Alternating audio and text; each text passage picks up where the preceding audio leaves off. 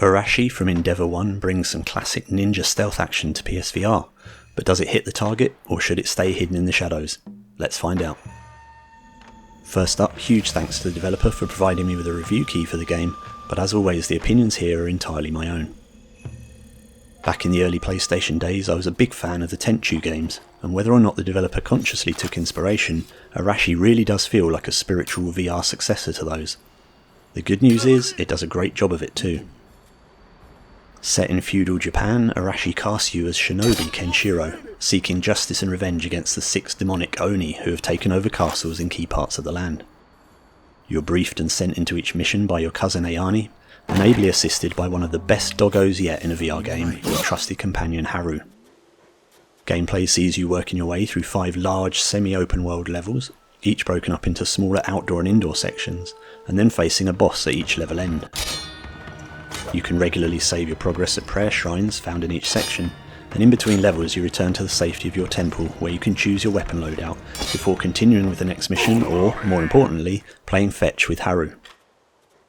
Although the play areas are linear in the sense that they each have a set entry and exit point, there are always several pathways through each one, so you can choose how you want to approach it. This flexibility of choice extends into how you approach and deal with the enemy. Obviously, being a ninja, you're generally better off being stealthy rather than charging in, so the best approach is usually to keep to the shadows, tall grass and rooftops and remain out of sight, picking off the enemy one by one using distance weapons such as shuriken and arrows, or by sneaking up behind them and using your dagger for a surprise one-hit takedown.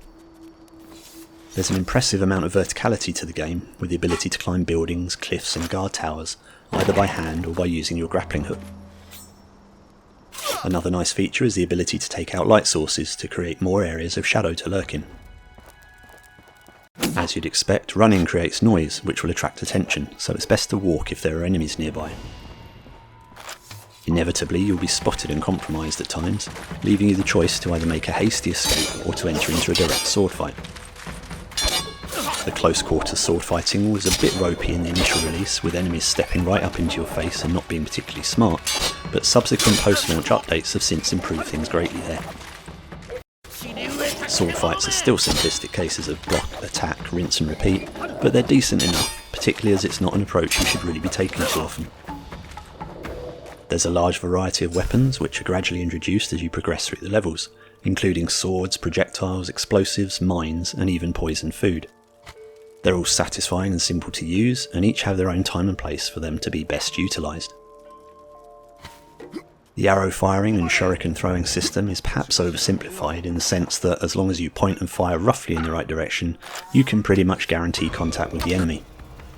It would have been more challenging or satisfying to have an additional system, perhaps similar to golf games where you have an accuracy meter set by pressing a button at the right time to determine the success of your shots. Aside from your stealth and weapons, you're also ably assisted by Haru, with the ability to dig up items, attack on command, and distract the enemy, allowing you to either sneak past or perform a stealth takedown. And yes, in between the serious stuff, you can take time out to pet Haru, resulting in a lot of happy ear-twitching, tail-wagging and howling. Graphics are decent on the whole, at least on PS4 Pro and PS5, with some impressive draw distances providing some gorgeous outlooks at times, particularly when you find yourself on top of a rocky outcrop at dawn.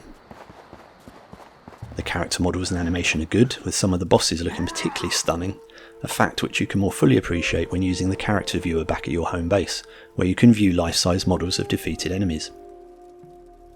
Haru is nicely modelled and animated, and exceptionally furry, even if on the odd occasion they have a bit of trouble navigating the scenery and end up doing a vertical wall climb. Each level is introduced by nicely drawn 2D cutscenes that fill in the storyline, and I also enjoyed the little UI touches, like the way your arms turn translucent to show when you're well hidden. Sound and music are great and really help to submerge you in the atmosphere of feudal Japan.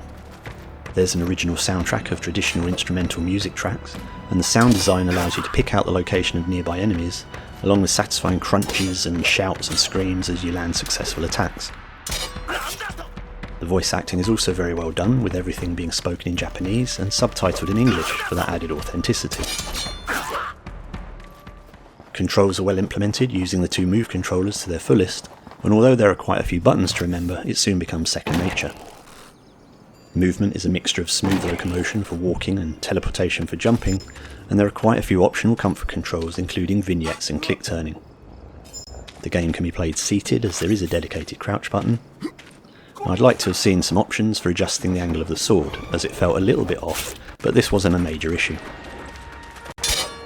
Since launch, the game has already received a couple of major updates, the first bringing a lot of PS4 Pro enhancements to the graphics, and the second bringing some great improvements to the AI and combat. Combined, these two updates have done really well in addressing most of the issues from the original release. The only real remaining issues I have with the game are that even with the updates it's still a bit on the easy side, and the boss fights, aside from the final battle, are also lacking in variety. In spite of that, I had an awesome time with this game and wouldn't hesitate to recommend it. It's a beautifully presented package with a decent amount of content and replayability provided by the multiple pathways, collectibles and Game Plus mode, and is well worth the $24.99 asking price. Oh, and did I mention it features one of the best doggos in VR?